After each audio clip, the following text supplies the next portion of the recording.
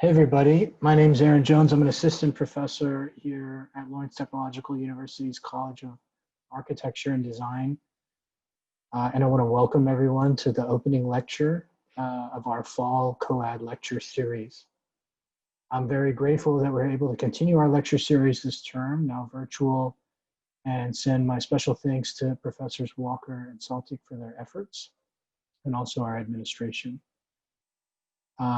As this is the opening lecture, it reminds me of a kind of famous list from Sister Coretta Kent and later John Cage called 10 Rules for Students and Faculty. And tonight I'm going to reference this portion called Helpful Hints at the bottom. Always be around. Come or go to everything. Always go to classes. Read everything you can get your hands on. For us, lectures are an opportunity to bring in practitioners which embody our areas of design, technology, and practice. And their work often touches upon more than one concentration area here at the college. This allows us to talk about the potential of our school, vision, new directions, and perhaps consider the opportunities here, some types of cross-disciplinary collaboration. Tonight, I'm honored to introduce Ziyang Wu, an artist and educator based in New York City, where he makes work and also teaches at School of Visual Arts. Ziyang is a member of the Experimental Art and Technology track at New Inc., which is a project incubator developed by the New Museum. He's recently had exhibitions at Anka Kutis Gallery in London, Nancy Margulis Gallery in New York, and CO2 Gallery in Florence, among many other group exhibitions. Ziyang also develops work through residencies, including Residency Unlimited, Dow Colony, Institute of Electronic Arts at Alfred University, and others. So everybody, please join me in welcoming colleague and friend Ziyang Wu. Great. Thanks for the introduction, Aaron, and I'm very happy and honored to be here to share some of my recent projects with you. So starting from here, my recent practices examine how the virtual world, data, and algorithm as invisible forces ubiquitously microalienates and reconstructs human in our highly globalized and digitized society, focusing on topics such as trade war, Chinese social credit system, the filter bubble phenomena, and algorithm bias. I translate these ideas through video, augmented reality, 3D printing, motion capture performance, social practice, AI simulation, and interactive video installation. I would like to start with Smarter City 2, a project I made in 2018 with the support of Artists on the Verge Fellowship by the Jerome Foundation that I received, a fellowship that supports projects that focus on the intersection of art and technology. Smart City 2 is an interactive video installation that encourages participants to interact with fictitious characters and symbols situated in a subway through sensor-based interactive video and augmented reality application. And here's a video documentation.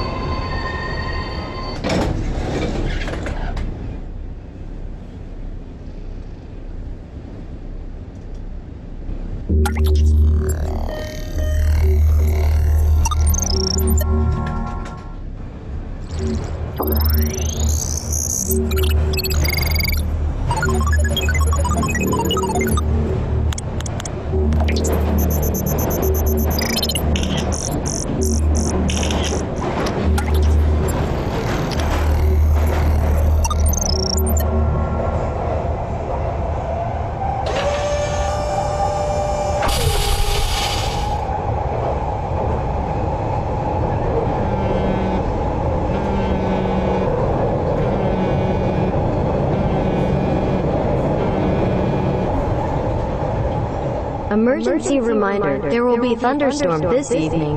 Please put your phone on your head and plug the charger in your back as lighting arrestor.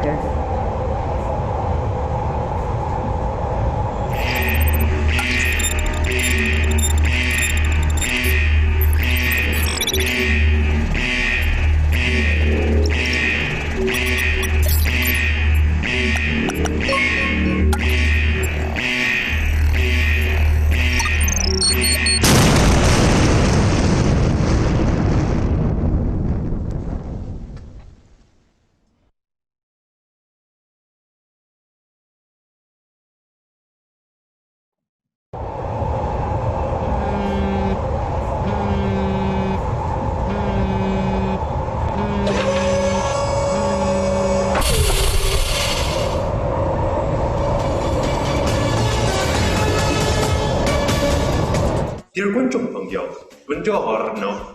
Welcome a vedere the 新闻联播节目。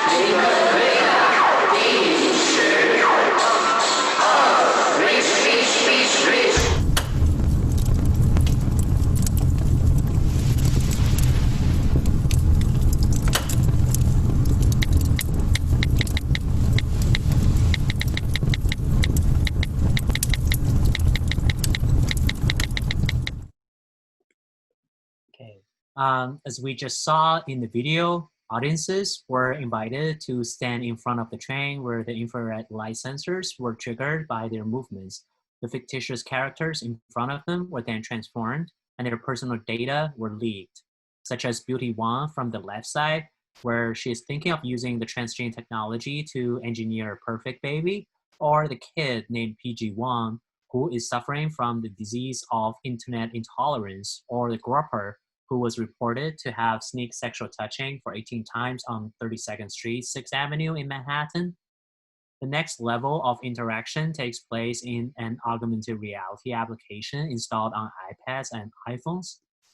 The iPad or iPhone cameras will sense the images in the subway station, such as the fake MoMA posters I designed and the sign for Los Jane subway stop to trigger new characters, objects, and textual information and videos. In the later part of the interactive video, we're told that the real-time monitoring cannot continue because the system were hacked and the intelligent dust needs to be exploded again in order to continue the 27 monitoring and protecting the citizens. The intelligent dust was a new scientific invention in a medical field when I was doing research for this project in 2017, which comes in a capsule form. After taking the capsule, the intelligent dust will spread in your body and monitor your body temperature, humidity, and magnetic field to check if you're fully healthy. I applied this concept in Smarter City 2 to discuss the positive and negative influence of monitoring and surveillance based on my observation that people in the West are very sensitive and protective of their personal data and are fully against surveillance, while people in East Asia are much more willing to sacrifice their personal data and privacy in exchange for safety and security. And of course, these are very much related to their own cultural histories, social structure, and political system. I found it interesting that this project somehow become relevant again, especially the discussion on the success the countries like South Korea and Singapore had on COVID measures, which has a lot to do with their intense tracking of one's data and movement. Of course, the negative aspect is pretty clear, while I still feel it's a very interesting topic to be discussed. Move on to the next project. This is a project titled A Woman with a Technology that I made in 2019. And this is a installation shot that I showed at the Artrons Art Center in Shenzhen. So the project examines how the internet algorithm personalize an individual's online experience and create the filter bubble, a situation in which an internet user encounters only information and opinions that conform to and reinforce their own beliefs in the form of social practice, archive, AI-generated simulation, and new media installations. So the project started from a 3-month-long daily recording of my online experience. A series of keywords that are closely related to my daily focus are selected and used as initial inputs on various media platforms such as Instagram, Facebook, and YouTube.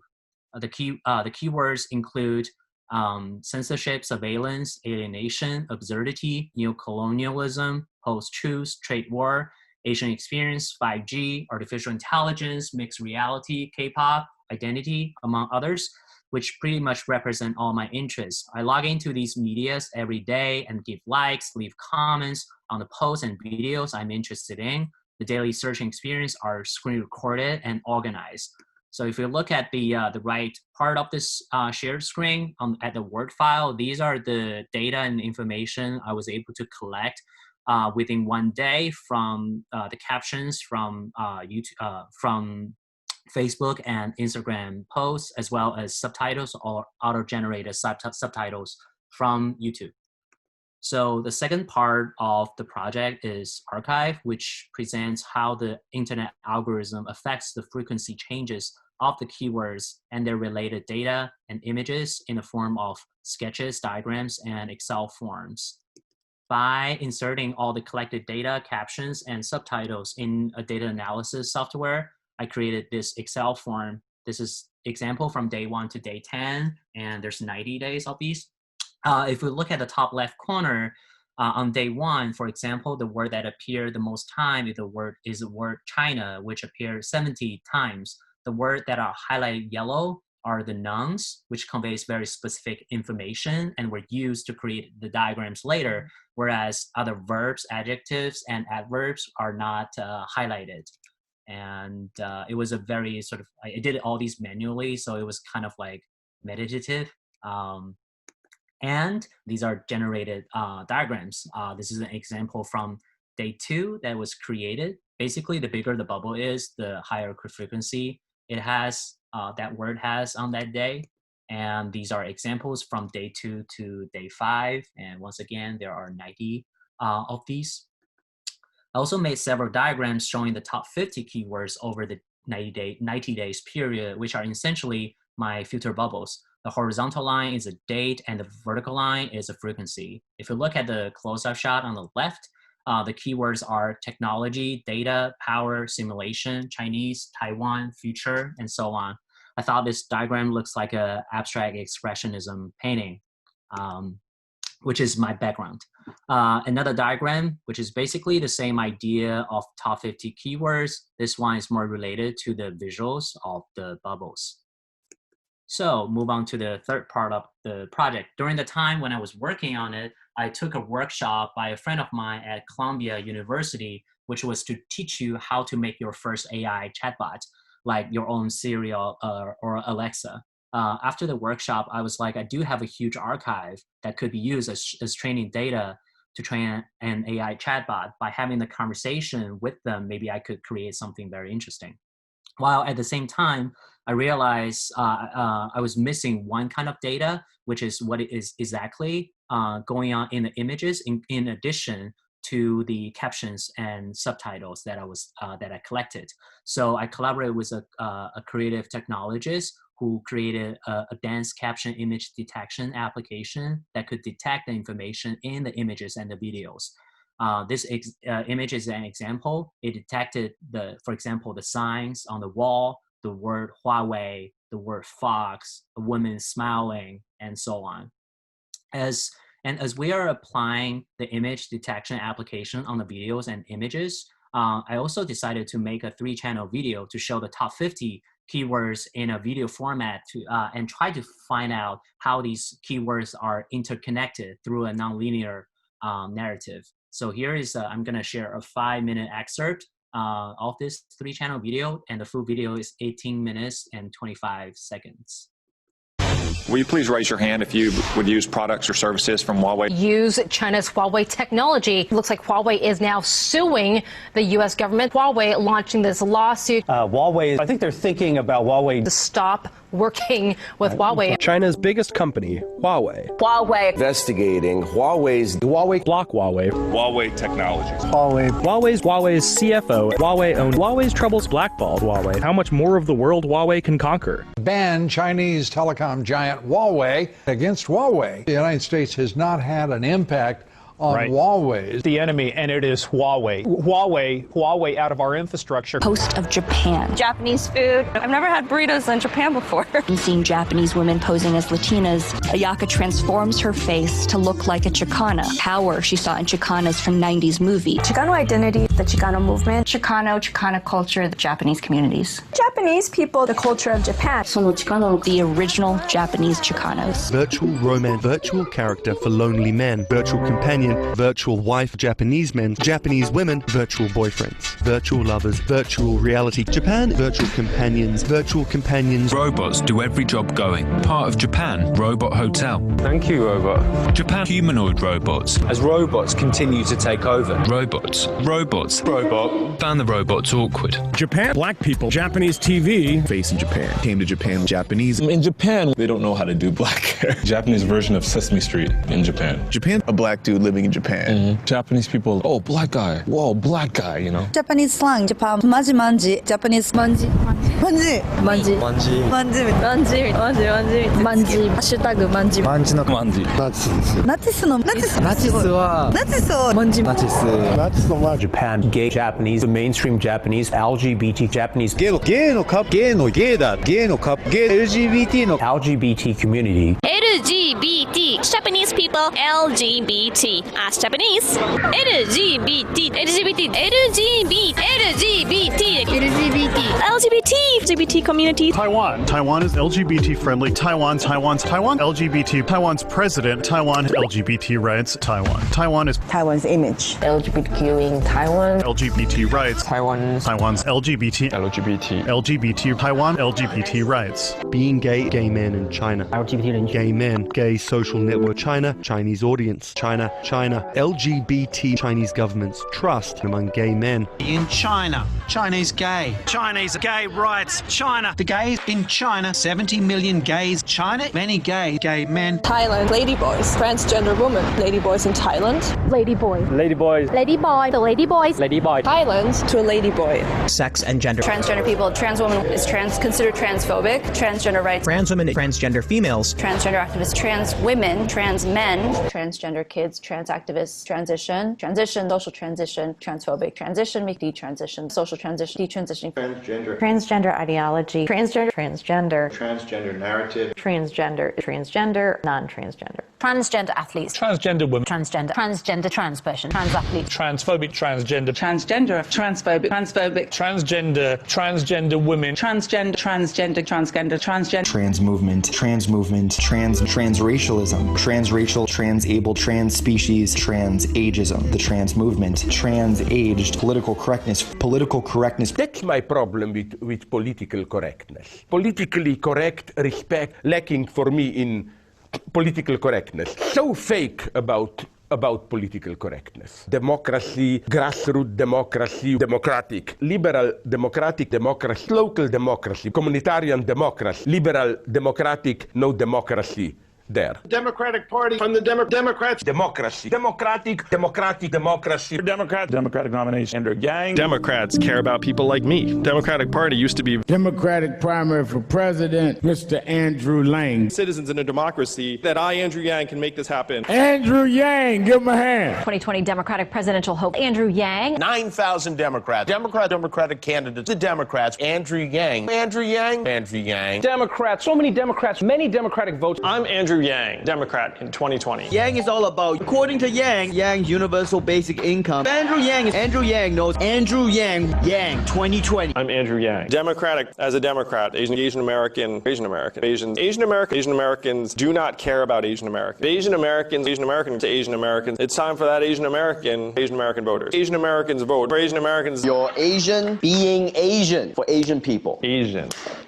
Asian American. Talk about Asian male. I don't talk about Asian because Asian spectacular success. Why Asians don't really play a role here against Asians. Asian privilege. Asian privilege. Rich Asian men for the benefit of Asians. Asians.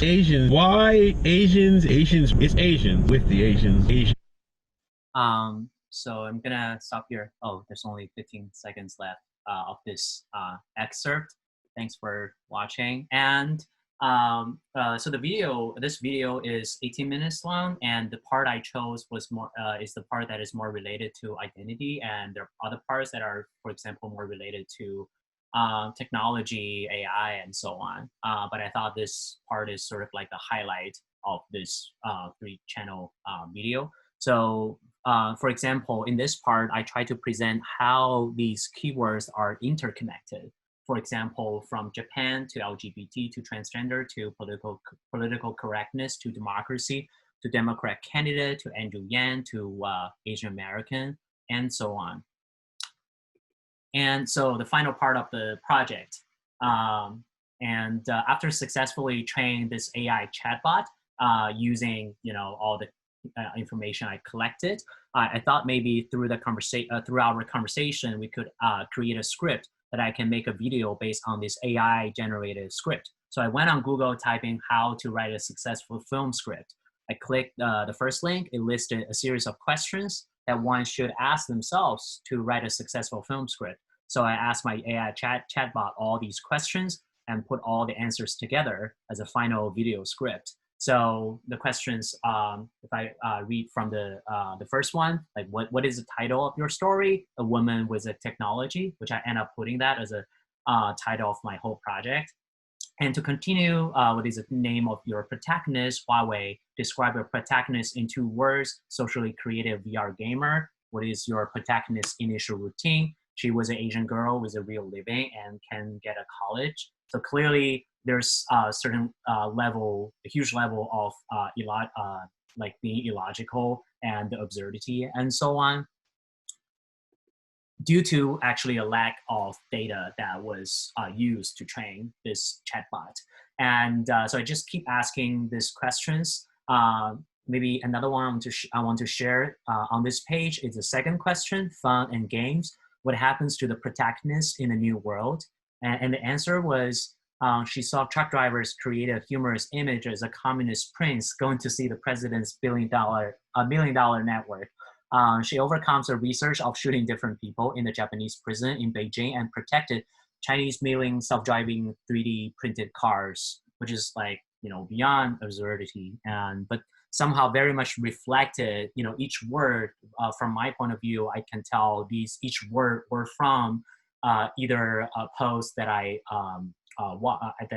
encountered with or a video I watched. So by putting all the answers together, a film script was made, and I made an animated video based on this AI generated script. And I'm sharing a 3-minute excerpt here. The full video is 9 minutes and 54 seconds.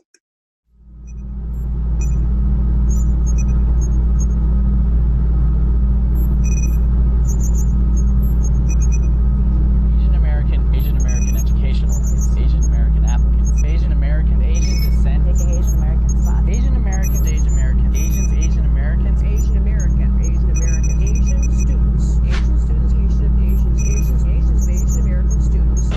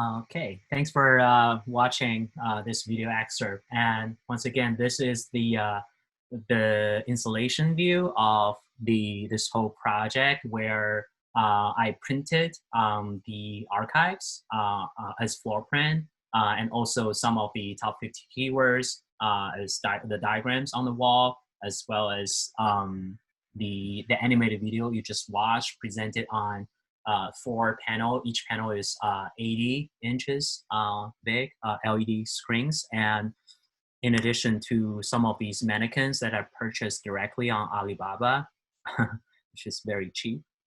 And also, which I thought it visually looks like my the characters in my animation, as well as a fake VR headset to sort of like add some installation aspect of this project. And so this is the last piece I want to share today. Is titled "Where Did Macy Go?" which is my most recent video work. So before this piece, I was working on an interactive film using facial recognition as the interactive method to talk about algorithm bias and oppression in tech industry, crime prediction, and healthcare system, which was in collaboration with the Bell Labs, that is a part of the sort of project at New Inc., which Aaron is. We are both in that program that is funded by the New Museum. But because of COVID, the project was paused. So I decided to make a narrative video to document and reflect on this crucial time.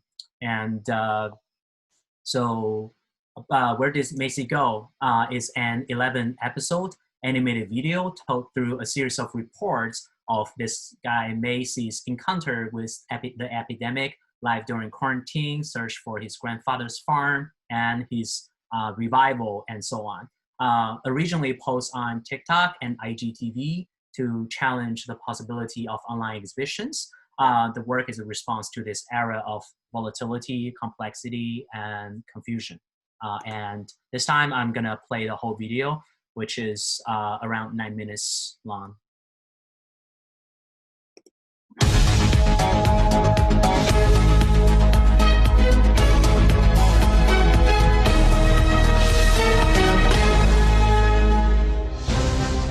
Report from MTV station.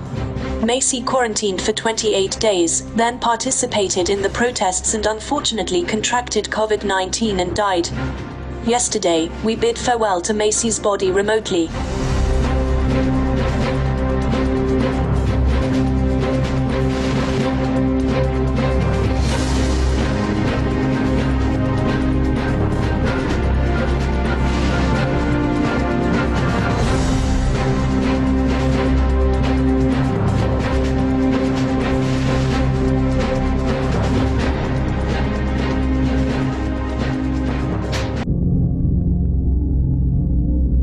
According to report from M Channel, Macy quarantined for 28 days and enjoyed himself. However, someone reported that Macy violated the self-quarantine requirements and he was forced to go to the ICU. It is reported that Macy was fully recovered 14 days later, but soon disappeared after he left the hospital. Nobody knows where he went.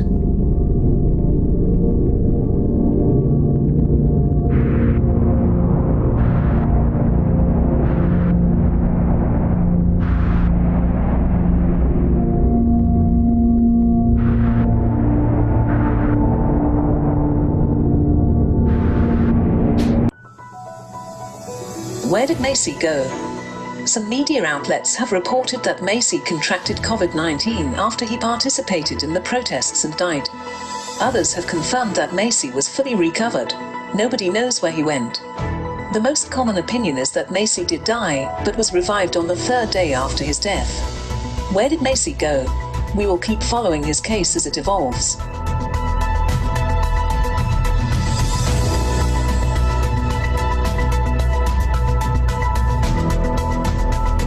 I'm Macy's professor.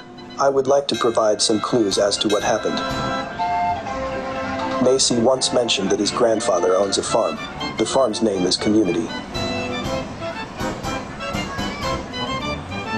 Every summer evening, people from the community gather to drink beer in a greenhouse on the riverside. There are guitars, pipe organs, charming singing voices, and of course, the smells of delicious Korean barbecue waft on the breeze.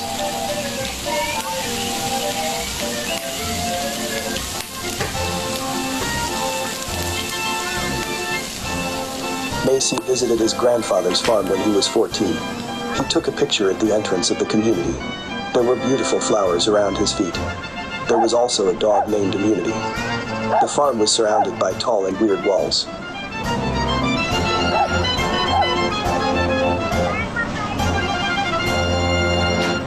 Report from MTV station. Macy was an obedient child. He listened to his mom's words when he was young and follows his dad's orders as a grown-up.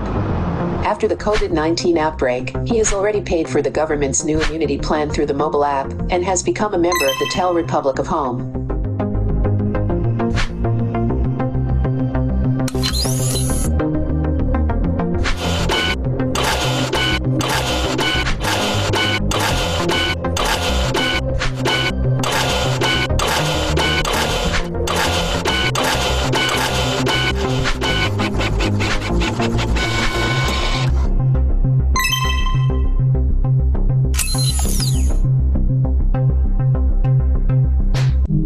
Report from MTV station. Macy seems crazy. He turned himself into Hugh Hefner. He copied Hefner's rounded bed, dresses in Hefner-style pajamas, bathrobe and slippers, eats Hefner's favorite chocolate bar. Macy's bed connects the entire world. Macy is in the museum. Macy is in the factory. Macy is participating in a Zoom meeting. Macy stays at home and stays in bed. Macy's internet connects the whole world. Macy is the whole world. Let's take a look. Macy starts to twist himself on the bed. Macy starts to dance. Macy is singing the song of Tel Republic of Home. Macy is the whole world.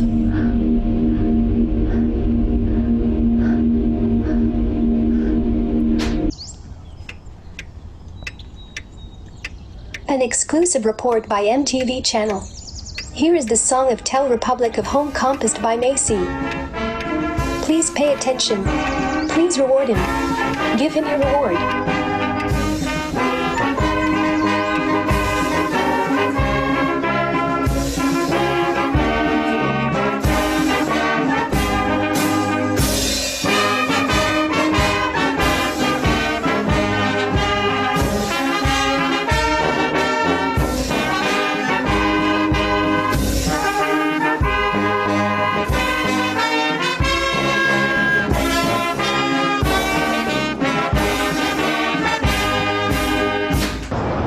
An exclusive report by MTV channel. Macy perfectly meets the requirement of Tel Republic of Home. It's because he is wearing the Vogue masks. The mask is the world. The world is the mask. Your email address, Facebook, Instagram, Zoom and Skype account are in the masks, as well as your bank account and Amazon delivery address. Today we are doing live selling on Facebook. Act fast if you want to be in. Stop Seattle! 38 Drive! Style Ziyang! 18 Drive! Style Huntington! 28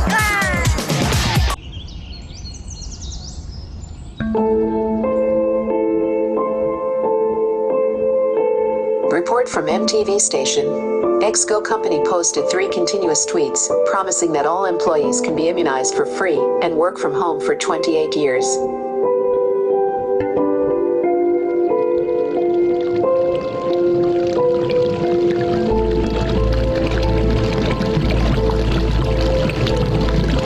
Macy was not satisfied with the changes. He thought, how about the delivery brothers? If we are all at home, who will deliver the sausage? Macy, your sausage is here. Macy, your sausage is here. Continuous reports from MTV channel. It is said that before Macy disappeared, he tried to renew his community plan on his phone. He did not wear makeup that day, and his skin looked a bit yellow.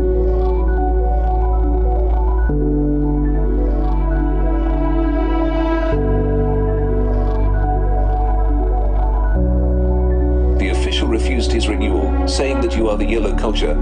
You cannot be immune even if you pay. Macy was very disappointed and left.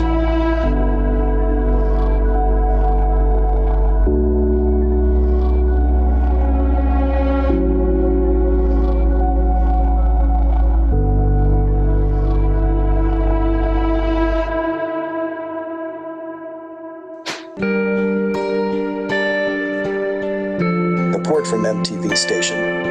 Macy participated in the protest and unfortunately contracted COVID-19 and died. However, it is said that Macy was revived on the third day after his death, while nobody knew where did he go.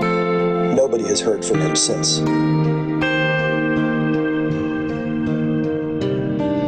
According to Macy's professor, Macy went to his grandfather's farm. Macy visited his grandfather's farm when he was 14, and he took a picture at the entrance. Macy's professor said, "The entrance is still there. The beautiful flowers are still there. So is the dog named Immunity. The only difference is that there are 2 village guards wearing armbands at the entryway."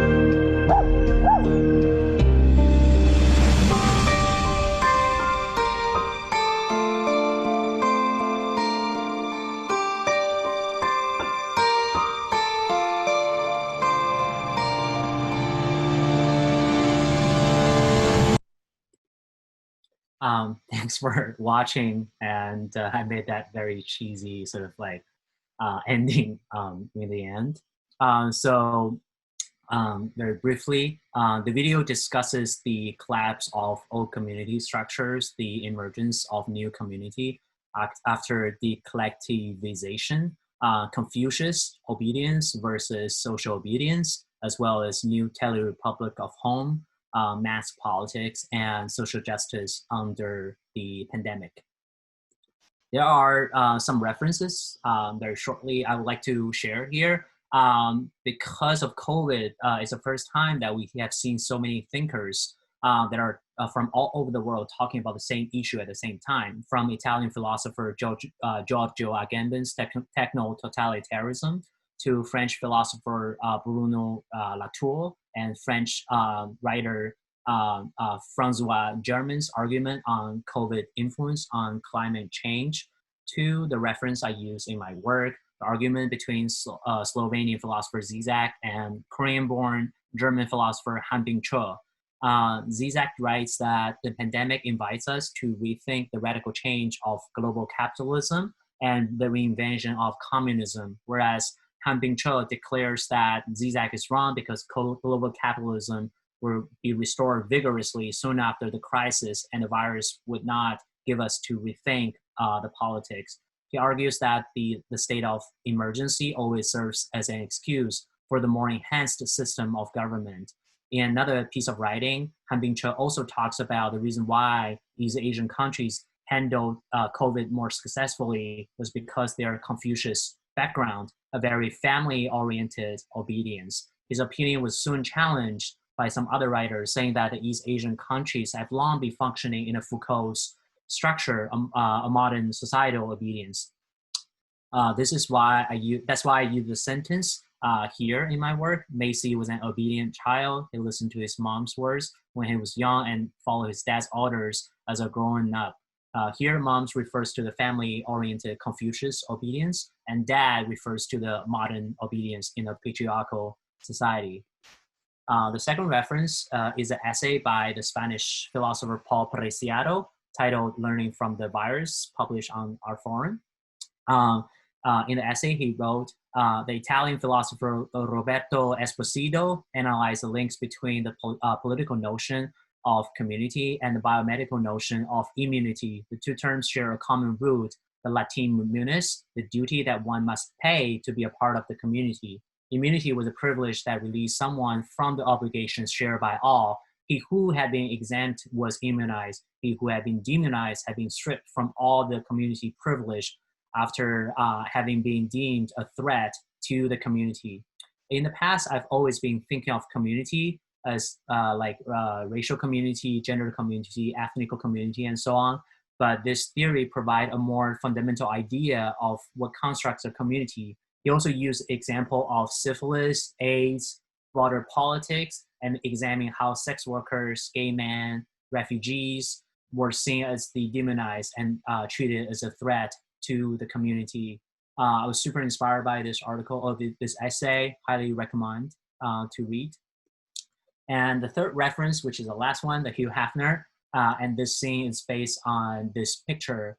This was him working in his house in Chicago, which was seen as one of the oldest and the most known work from home example, where he made more than 20 video recordings a day with thousands of cables and the most advanced telecommunication technologies during his era.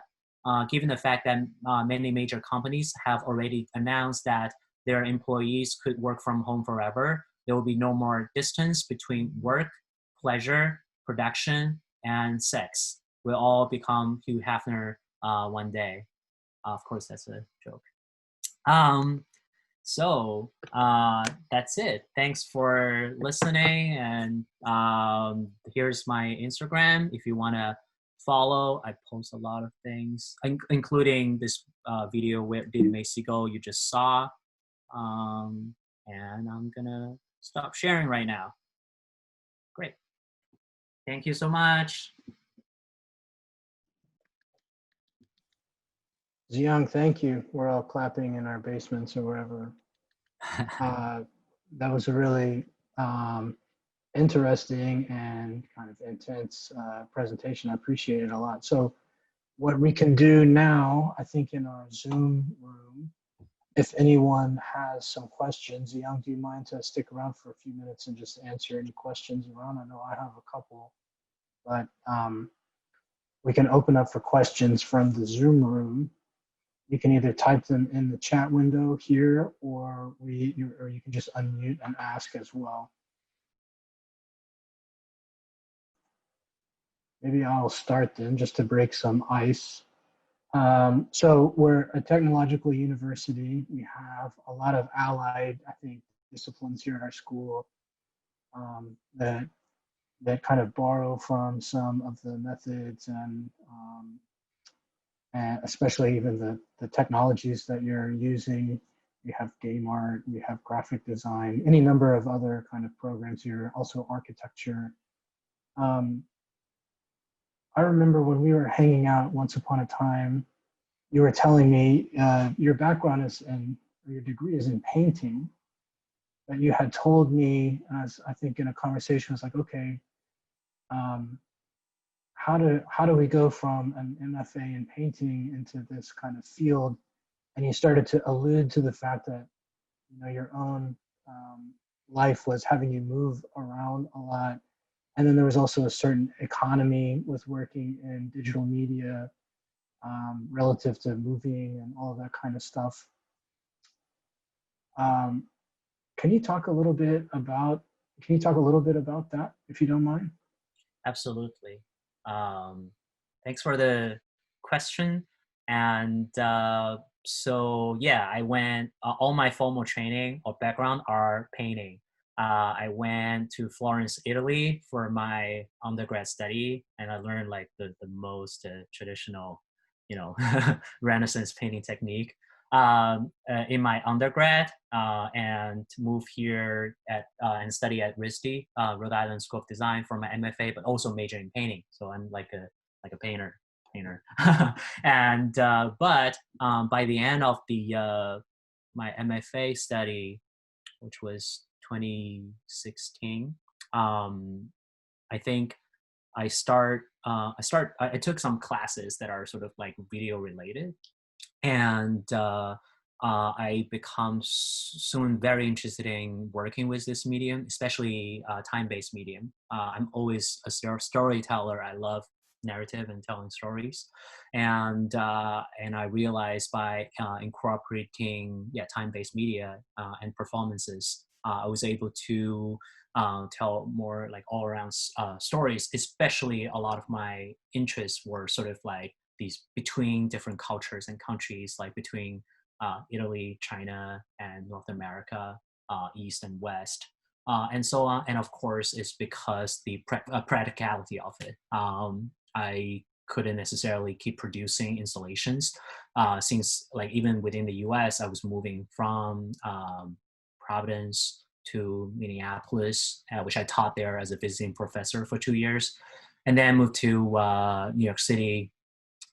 So there's a lot moving. So having the sort of like the digital aspect of it is definitely like a way that I could sustain my practice in a way. Yeah. Well, I think there's something also about, you were referencing the project incubator at New Museum called New Inc., and how certain circumstances rerouted the project that you were working on to where you developed this later piece, Where Did Macy Go, relative to some of, like the COVID pandemic or what have you.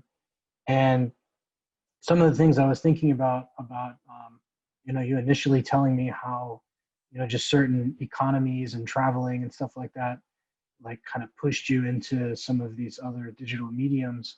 But then also now, like what I see, and I'm really inspired by, is how you're able to make work which is, really responsive and really fast. And if anybody starts to kind of know you or get to know you, like the amount and volume of work that you're able to generate so quickly is really impressive. And so like there's a kind of near real-time quality, I mean, also in relationship to just, that allows like the work to be in really close dialogue with some of the themes and some of the news and just some of the current trends which are happening, to where other mediums might have, I think, a difficult time working in that kind of near real time. Maybe like an analogy is like in the kind of news cycle kind of speed of work. I just have never really seen someone make work which is so fast and so immediately immersed within the kind of the topics and trends and themes and news of the present day. Thank you. Thanks for the comment. I guess to follow up on that like a little bit, particularly this piece. Actually, like we were having a conversation when I was doing Workshare at New Inc. yesterday. We're talking about like there is a little shift in art in general, where because of COVID and everything being put online, the quantity actually somehow becomes more important than before, and even sometimes you didn't end up having like the quality that you have before, but then you wanted to have the message being told, right? So like which is like either like me, this project, I try to sort of like use TikTok as a platform to share the work, right? And to have the message being heard and through repetition, right? So I feel like that somehow like is also a response to the current era, which I don't necessarily work in this way. Like the previous project, A Woman with a Technology, it took me like more than a year to make. So it was very, I guess, especially this particular piece. Yeah.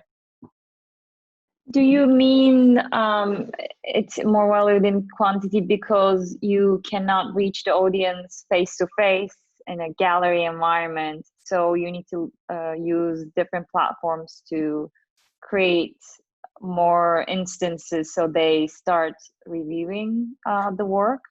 Absolutely. And also like your what's it called, attention span is way shorter than before, like when you're in a physical space, right? So this sort of like quantity somehow become more matters more than before.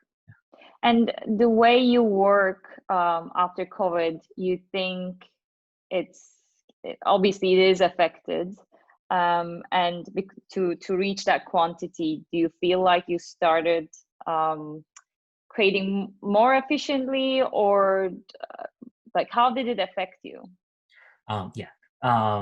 I would say that I work in this very similar pace.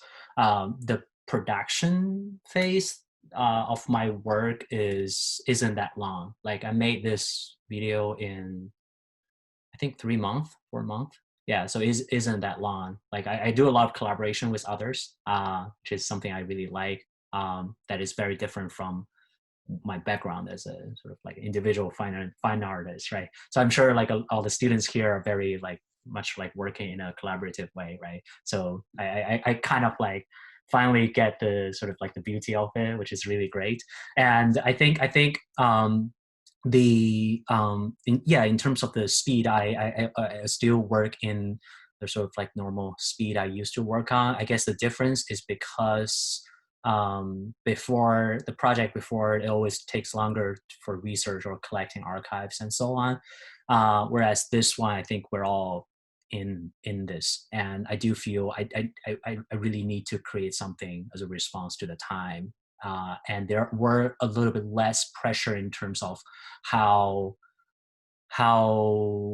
well thought conceptually this piece has to be, but it's sort of this kind of pressure. I have to have some recordings or documentations of this time or reactions. Yeah. Okay, we've got one question in the chat window. Andrew Berry asks, what were the underlying design principles that you were using to create Where Did Macy Go? What do you think, Ziyang? Thanks for the question, Andrew. I'll try to understand the question correctly. My designing or working process is very, very intuitive, mostly because of my background as a painter.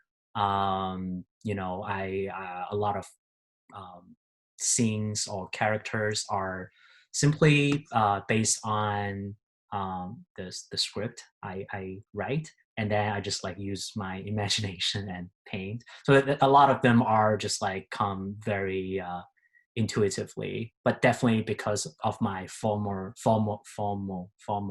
previous study of like color theories and so on from my sort of training. And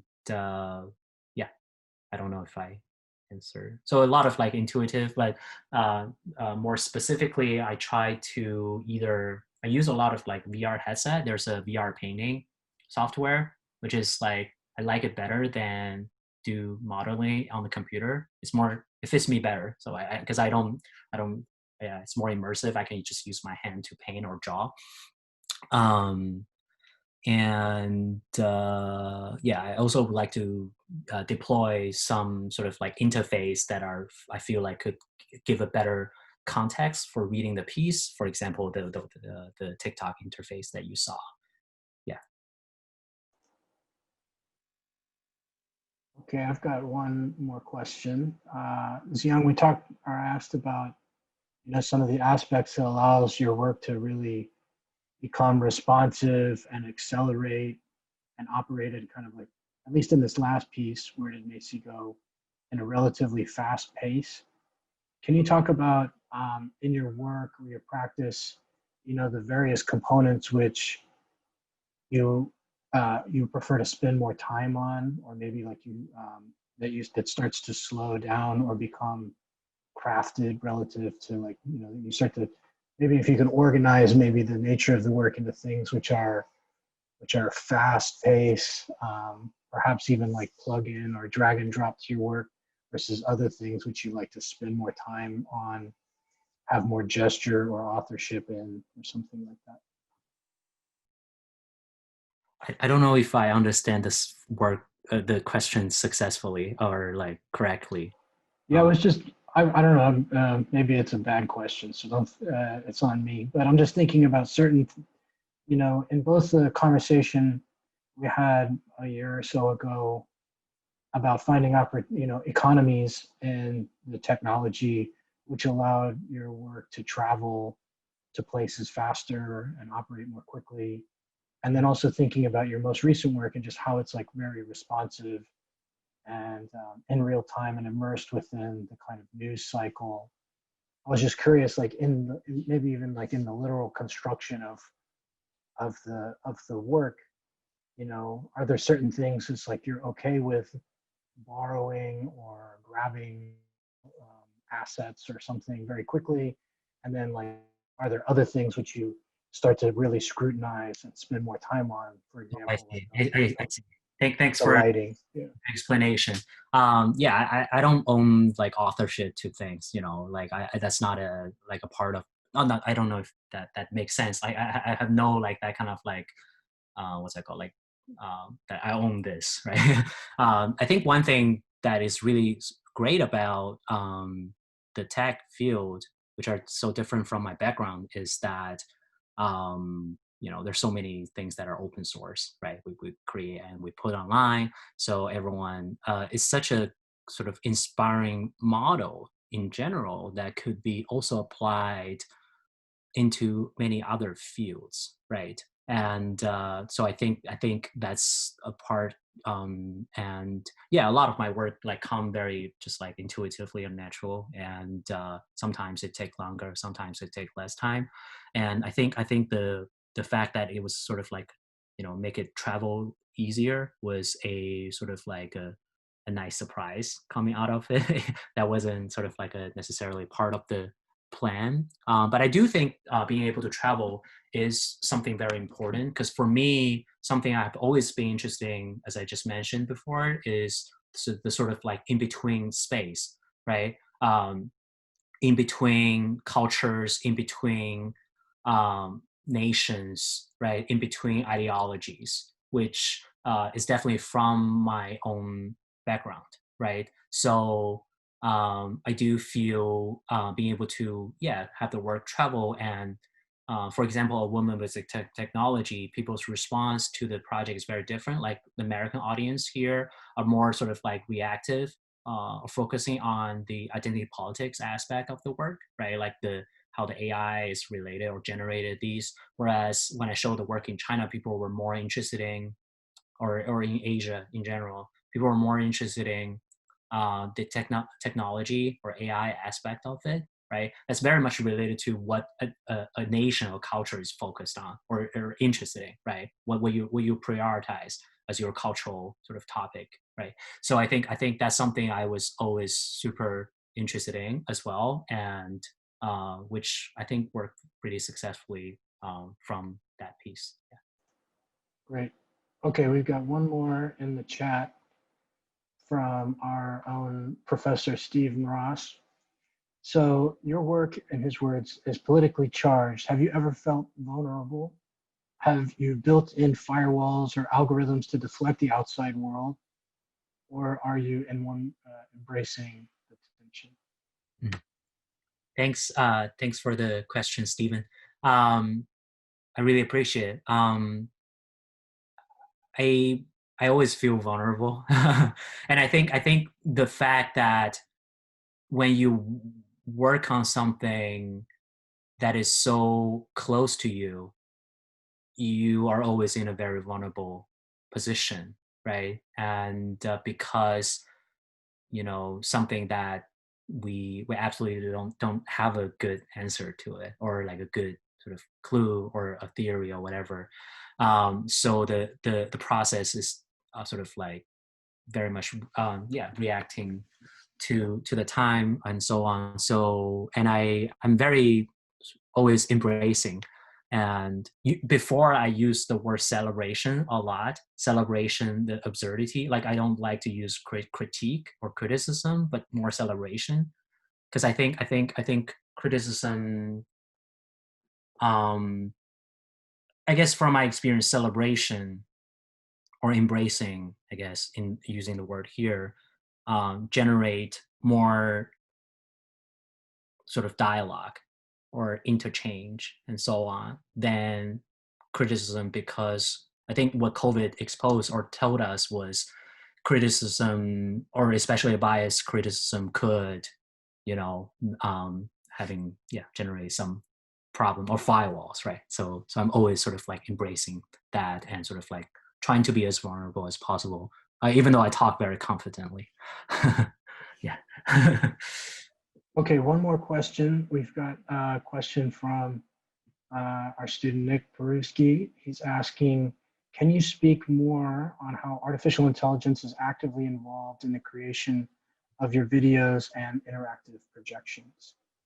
Yes, thanks for the question. I'm kind of like I'm also new to artificial intelligence, So it always involves a lot of like studying, and especially collaboration with the people in this field, which I see so many benefits, and it's such a lovely and great working experiences, right? To learn and know, and I think for me is to a lot comes up, like the chatbot, like that I mentioned. It was from a workshop I took like randomly by a friend of mine who is also an artist. So and then just like, just happened. Oh, I do have an archive. Maybe I can train something. But I think overall, the reason why I was using AI was because, at least to today, people still think that artificial intelligence is a relatively objective sort of thing. Like whatever you train them, right? The output is, based on whatever information or data you train them. So of course, we have all these algorithm biases and oppressions towards, like, especially women of color, right? So I think that's where I had a lot of interest in, but that also sort of shows like why I was using this, because by sort of like training this in AI in general with certain information, whatever its output is, it could relatively be seen as something objective, right? So then that is able to build up a conversation sort of out of it. For example, the next project I'm thinking of doing would be based on, long story short, like me and my father. He was a first generation Chinese artist that I had no idea about when I grew up. And recently I knew, not recently, like a few years ago, I know that. But so I was trying to sort of like collect some oral histories from his friends and so on. But sort of like the AI that comes in here is my reaction towards how the first generation Chinese art, contemporary art, has been written by the Western institutions, right? Like if you look at the new room, the gallery at MoMA, that, the new MoMA, they had a new room focused on Chinese contemporary art. And the highlighted sentence was like, these works are sort of like, particularly used to, what's the word? Fight against the censorship of Chinese Communist Party or something like that. Or like even the title of the room is before and after Tiananmen or something. Like just see like, but if you look at the work itself, they're not, right? Like just see like how constructed this history was something sort of like I was trying to sort of like accessing from me and my father's relationship, like to re-talk about or recreate a certain part of like Chinese first generation Chinese contemporary art history. And using AI, I'm able maybe to generate something that is less biased, right? Because I am biased if I only talk about my dad or his experience. So I hope, that, something that AI could play or work here.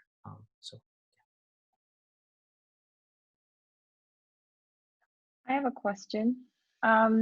In the first project, you were talking about collecting all these data from captions and text comments underneath YouTube, Instagram, and then you talked about bias just recently, and there is this technological bias because the algorithms kind of curate the things that we see. I'm wondering how are you treating that, because there's no way to avoid in terms of the type of work you're doing, and yeah, how did you work with bias? Yeah, absolutely. I mean, everyone's biased. Seriously, and especially working in this field. I was reading a book titled "Algorithm of Oppression," and and another book titled "Surveillance Capitalism." I think forgot the full name of the book, but it was very much like talking about, for example, I think the cover of that book, "Algorithm of Oppression," the cover of the book was sort of like a screenshot from, I think, 2011. And when you type in on Google, why Black women and then they have the suggested word, right? Like it's all like negative word, right? But now if you type in why Black women on Google right now, they don't have the suggested word, right? Like there's no, and for example, there were cases used in the book.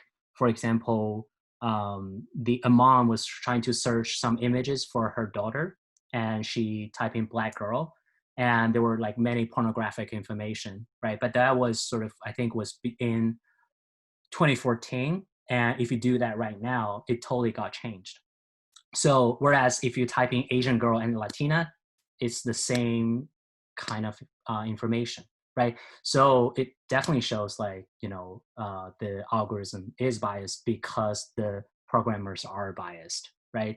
But I think there is ways to escape from that or to change it, is to educate the programmers, right? Like it's to be more, not educate the programmers, sorry, is to be less, to have more better training and studying, to have more diverse sort of people working in this field, right? Especially if we look at the tech field is white man, East Asian man, and Indian man, right? So I do think there's a lot of work to do there.